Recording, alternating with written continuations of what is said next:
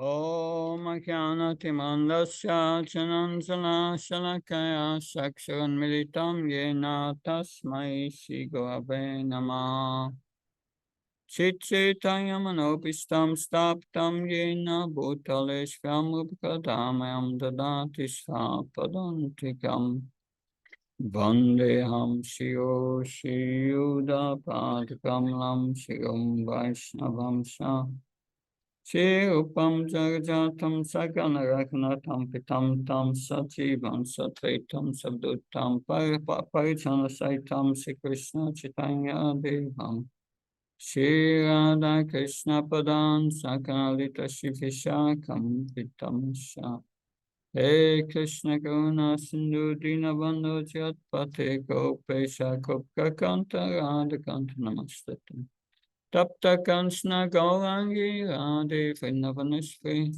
Vishabhane Sutadevi Panamama Haripe Pankha Kalpta Vishake Pasan Vivisha Padnam Pavanabhyo Vaishnabhyo Namo Nama Jaya Sri Krishna Chaitanya Prabhu Nityananda Shri Advaita Gadadhar Shivasati Gaura Bhakta Hare Krishna, Krishna Krishna, Hare Hare, Hare Ram, Ram Ram, Hare Hare.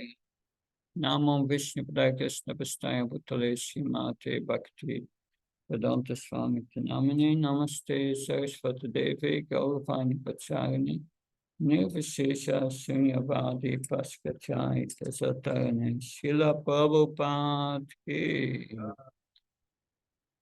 So today we will continue with chapter 13. In the beginning of this chapter, Arjun asked about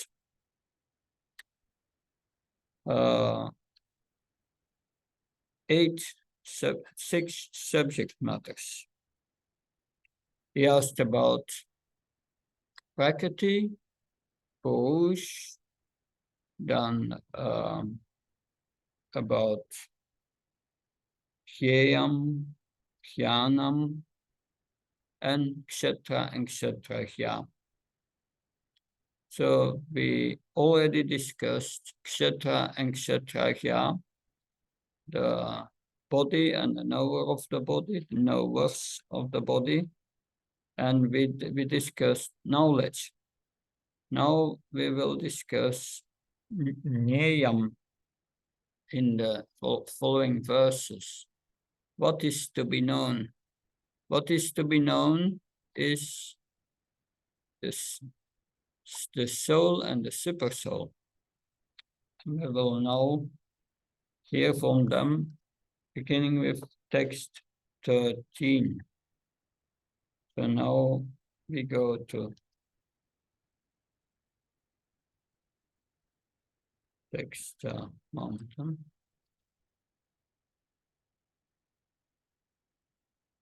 Om Namo Bhagavate Vasudevaya.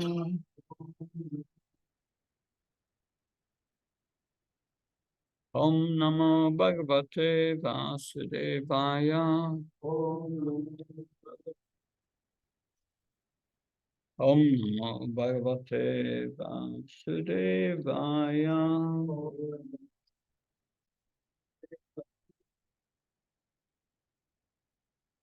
Yam yatat pravakshami yat pamritam ashnute anadimat param brahma nasatan nasat uchate.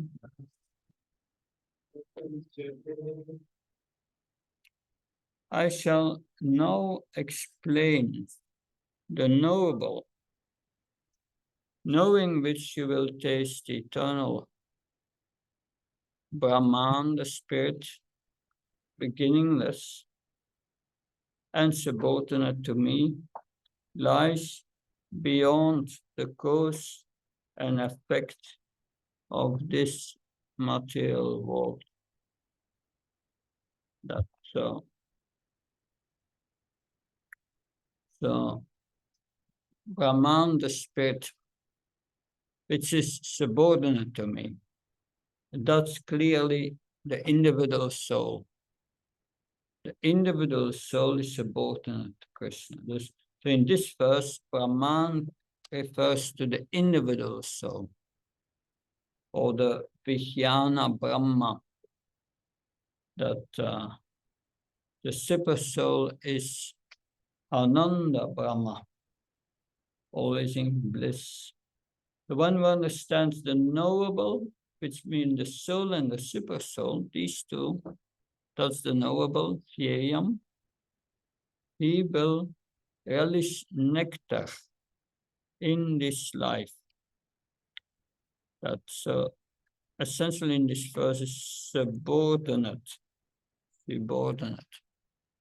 It means this verse is about the soul, not the super soul, because the soul is subordinate to me, to Krishna. Now, here, so now he begins to explain the knowable. First the soul and then the super soul. We will hear about the super soul in the next verse. First the soul. So there is further. There is no specific date that Jiva was born, nor can anyone trace out the history of the Jivatma's manifestation from the Supreme Lord. The knower of the body is never born and never dies, and is full of knowledge. That's from the Katha Upanishad. So the soul has never been born. That's interesting. In this material world, everything has a beginning and an end. And we are so conditioned that we can only think in these terms. But here, the soul is never came into being, has no beginning. That's inconceivable for us. Because everything in this world has a beginning and an end. Even the universe itself has a beginning and an end. So there, our brain goes into short circuit. It cannot comprehend that we cannot understand what's really what's eternal.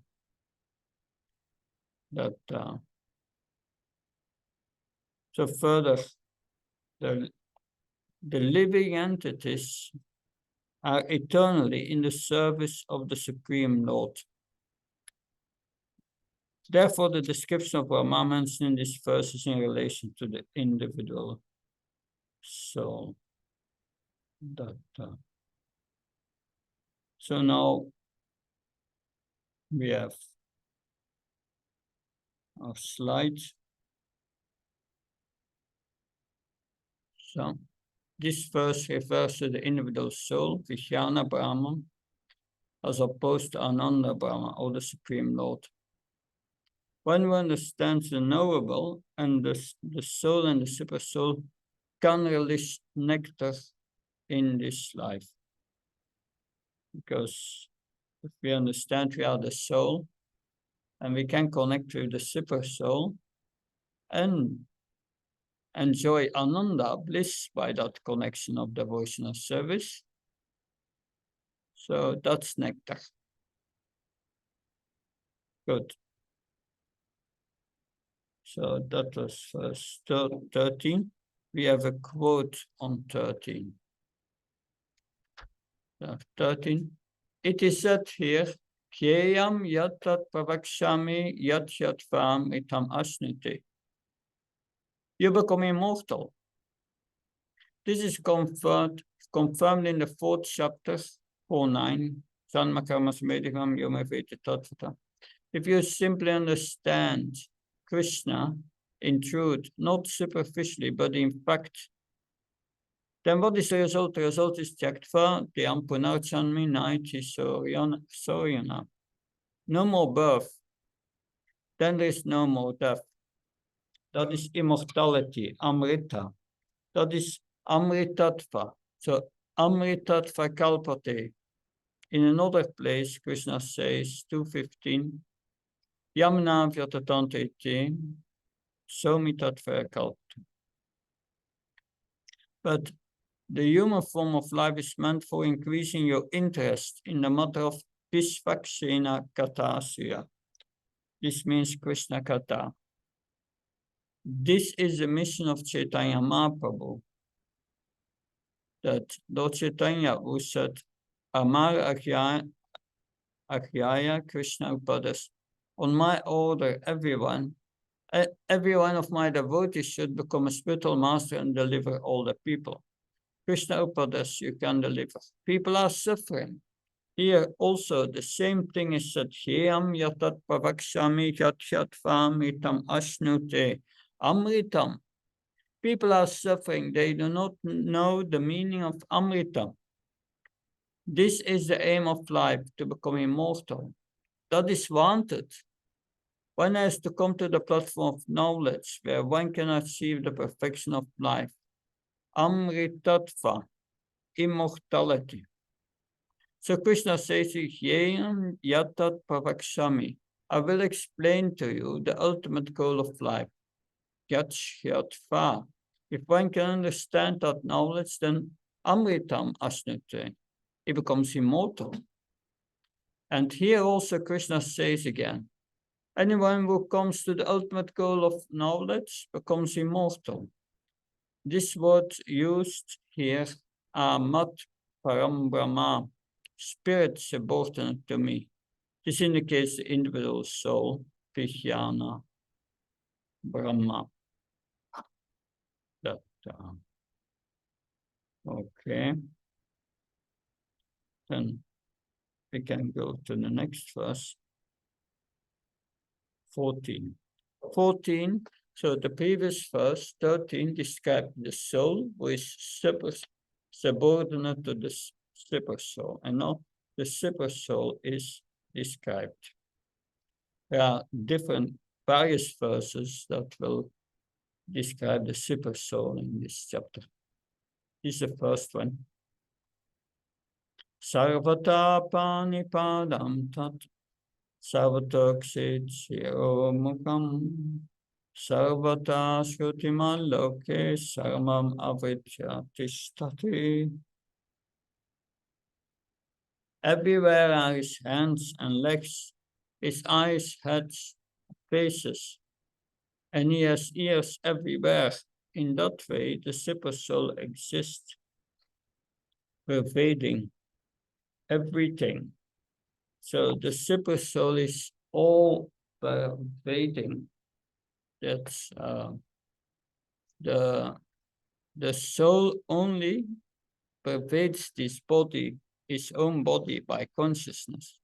But the super soul is all pervading. And it can accept anything, even from a distant place. The individual soul cannot claim this power. That's well. So if we offer food to Krishna, Krishna is present everywhere as a super soul.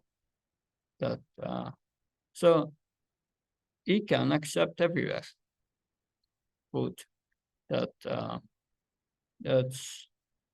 I think also the Muslims, they see God as all pervading.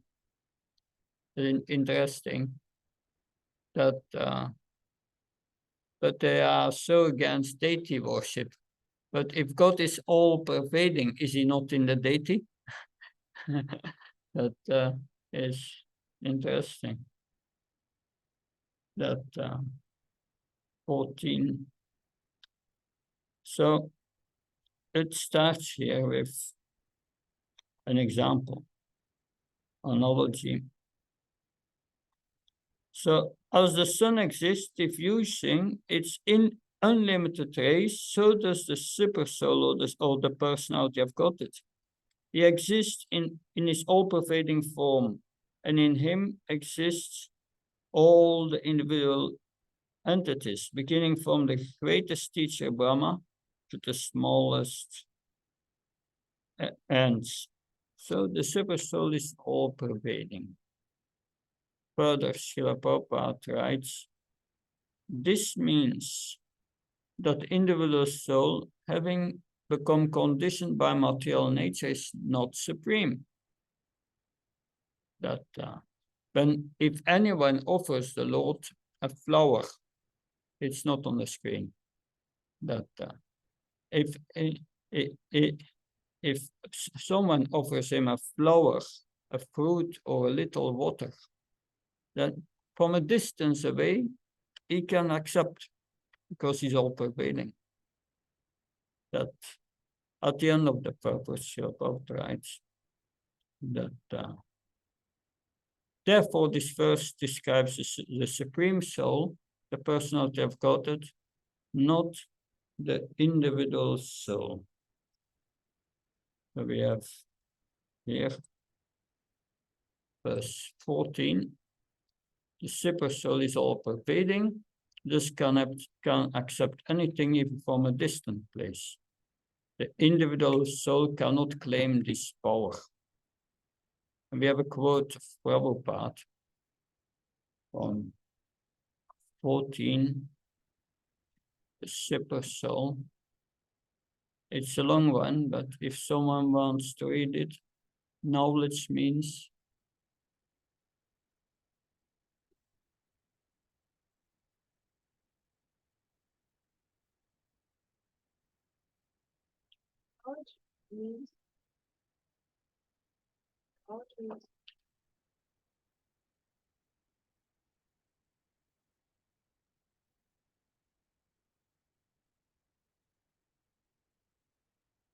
yeah, try again.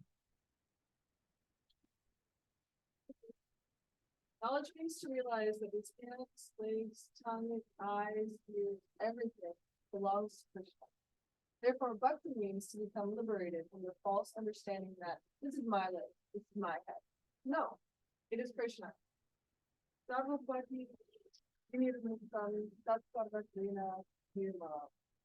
the present moment, we have this false knowledge. This is my hand, this is my leg. When we become purified, we understand that this is Krishna's eye. Nirmala. This is liberation. As long as we are materially attached, it is mala. Mala means dirty thing.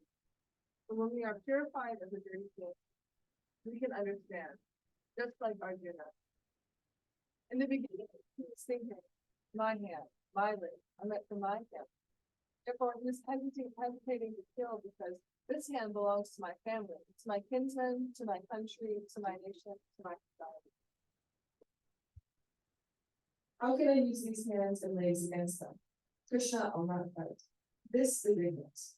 After hearing the Bhagavad Gita from Krishna, he understood.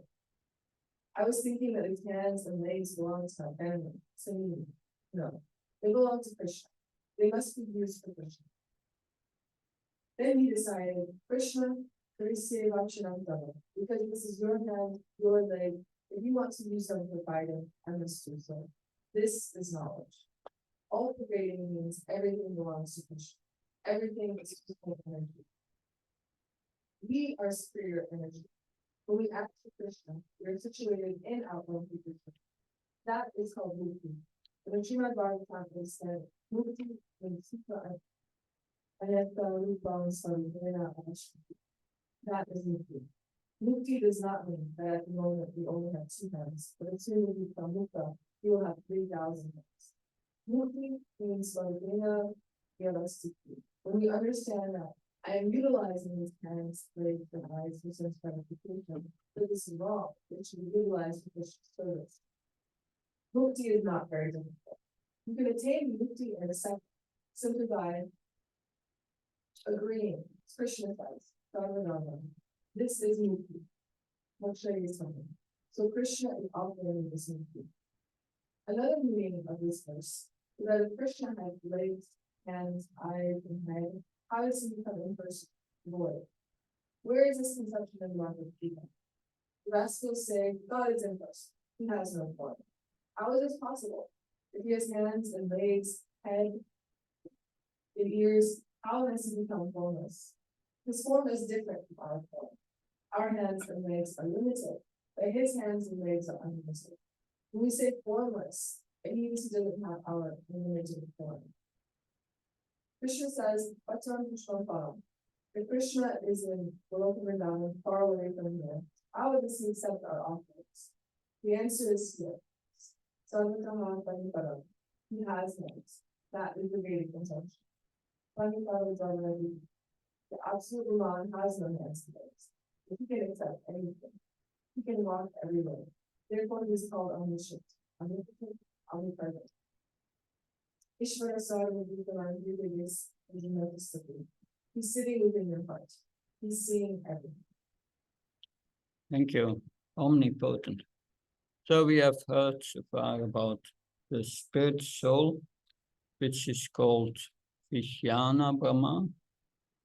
You remember the Brahma Panchatucha, the five levels of consciousness that Annamoya, the next one, Pranamoya, and then Jnanamoya or Manamoya, where one identifies with the mind or the intellect. And then we have Vijnana, and that's our situation. But the Lord is, in this world, we are Vijnanamoya. That's the highest position we can reach. Most people are not on that position. But then, in this verse, we hear the Lord is in verse 13, just mentioned Ananda Brahma. That's the position of the super soul, always full of bliss. That and it is over pervading the super soul. And now we will hear another characteristic of the super soul, and that's nirguna. We will hear what that means, nirguna. Sarvendriya guna bhasan sarvendriya vivarchitam ashaktam sarvabhiksheva nirgunam guna bhakticha. The super soul is the original source of all senses, yet he is without senses. He is unattached, although he is the maintainer of all living beings. He transcends the modes of nature, and at the same time he is the master of all the modes of material nature. So in the purport, there is said, actually, the individual souls have spiritual senses. We have spiritual senses. Note that down. I said before, you see this hand, you have a gross hand. Below the gross hand is a subtle hand, the subtle body, and below are the spiritual senses. Actually, the individual souls have spiritual senses. Prabhupada saying here, you have spiritual senses. That's good to note that. But in the conditioned life, they are covered with material elements, a subtle body, gross body, covered. But in the conditioned life, they are covered with the material elements, and therefore the sense activities are exhibiting through matter. The Supreme Lord's senses are not covered, different. Somewhere in the middle, I don't find it here, but it says, material nature. Should be here somewhere. He lives within the heart of the living being, and he knows what we have done in the past, what we are doing, and what we are waiting in the future. Are we aware of that? Krishna knows our past, our present, and our future. He knows our future in terms of the body, because we have our past activities are determining our future. He knows our future of the body already. He may not know what you will desire. We are free to desire, but he knows the future of your body. Like this body, it's already fixed. The amount of happiness and distress you will get in this life is fixed. And that's what we will get. And you will get not a pinch more than you deserve. That's the happiness and distress. No possibility to change. That's not possible. That's the happiness and distress attributed to you, to your past activities. And that's very precise. Just what you deserve. That's what you deserve. That all the nonsense you have done and other living entities you have pained or caused problems, or all the good things you have done to other living entities, you get reactions. That's the super soul, supercomputer. They will never be able to make such a computer. All pervading and knows everything. Then further, near to the end. So he is the maintainer of all living entities and the witness of all activity. As we can understand from Vedic literature, the Supreme Lord is always transcendental. Due to material contaminated senses, we cannot see his form. So here, the Lord is Nirgunam Guna Bhakti Cha. Nirgunam. Nirguna means in the translation, without material qualities. No material qualities. Because his senses are transcendental. And we heard we have also transcendental senses, spiritual senses, but they are covered. The Krishna's senses, spiritual senses, are not covered. Not covered. Without material covering. And therefore it's called Nirguna. And the impersonators cannot see his form because they have materially contaminated senses. They misunderstand the Supreme Lord. They don't understand this point. So we have here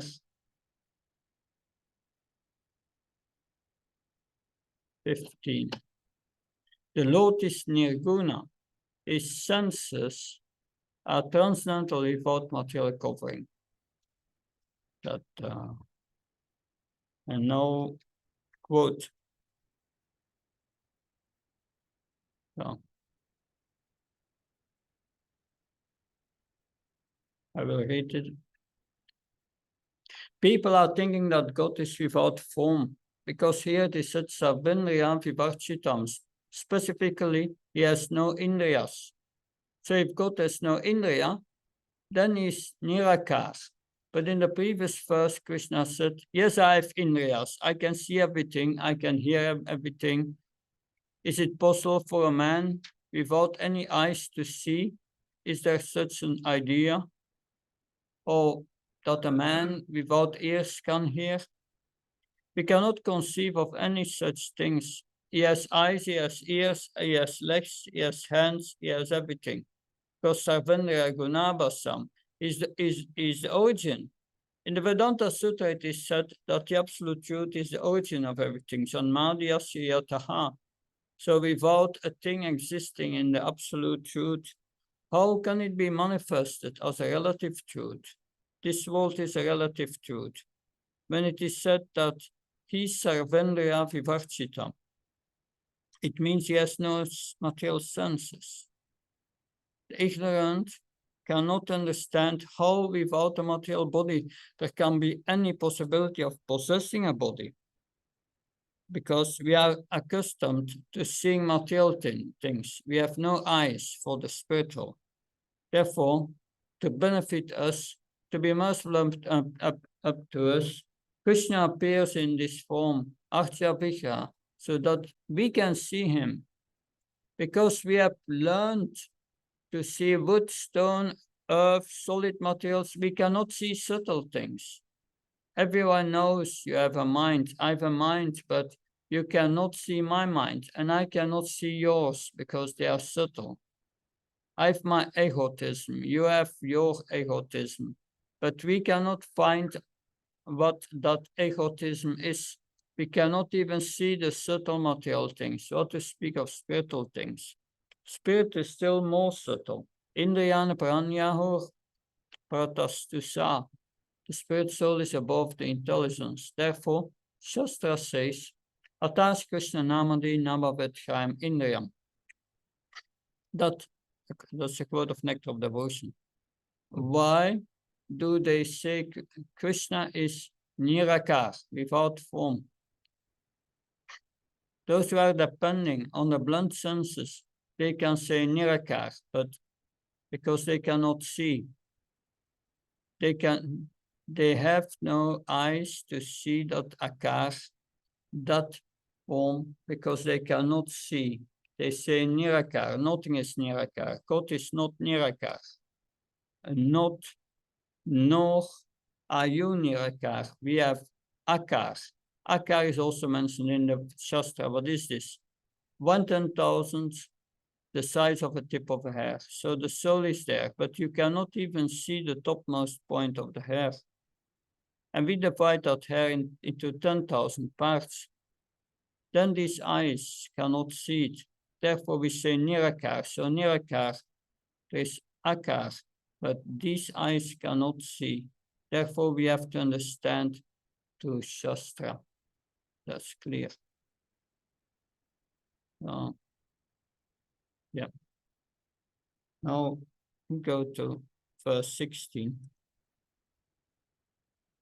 Pairana antasabhutanam acharam charam evasha suksmatva tatavishyayam durastam santike satat. The supreme truth exists outside and inside of all living beings, the moving and the non-moving, because he is subtle, is beyond the power of material senses to see or know. Although far, far away, is also near to all. We will also learn that in She is Upanishad. Is also said there, if the Lord is far away and very near at the same time, and he's swifter than the mind, She is Upanishad. That, so it is said, Krishna is present in both the spiritual and the material world at the same time. That if we are here, we are not at another place. But Krishna is different. He's present everywhere. And he's at the same time in the spiritual world. He never leaves Goloka Vrindavan. It's then further near to the end. It is said that to understand him, our material mind and senses cannot act. That, but one who has purified his mind and senses by practicing Krishna consciousness in devotional service can see him constantly. So we have heard in this quote, this verse, that our material senses are now covered over. That, but by chanting of the holy name, our tongue becomes purified. And gradually we come to know who Krishna is if our senses become purified. At the end, he can see, it can be seen and understood only by devotional service. Bhaktya pananyaya sakya means we hear that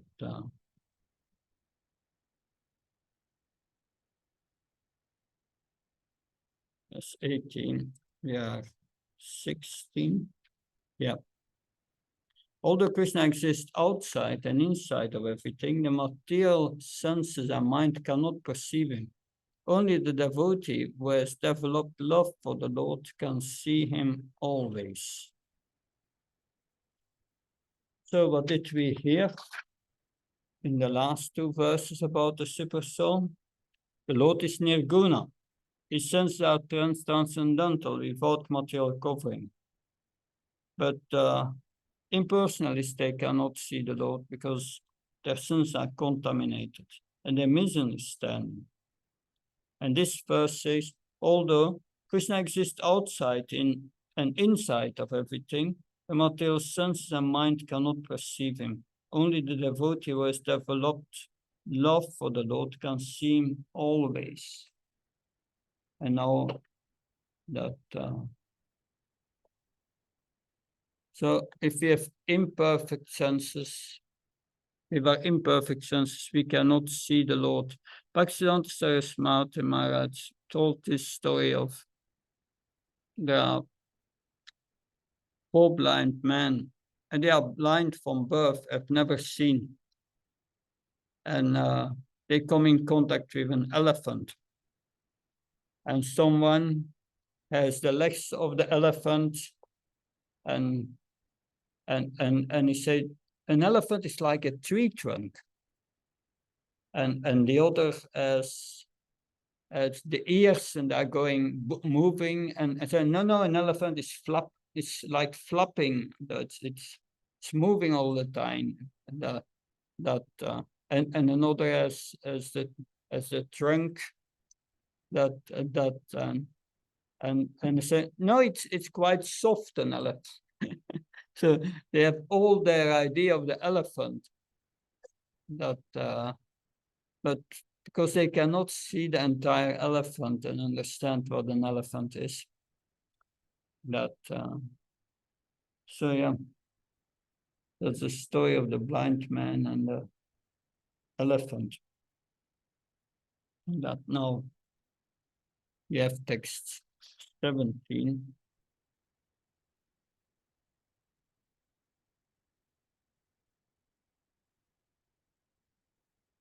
Avibhaktam sabhuteshu vibhaktam eva sastitam uttabhati satachheyam kasishna bhavavishnu cha. Although the super soul appears to be divided among all beings, he is never divided, he is situated as one. Although he is the maintainer of every living entity, it is to be understood that he devours and develops all.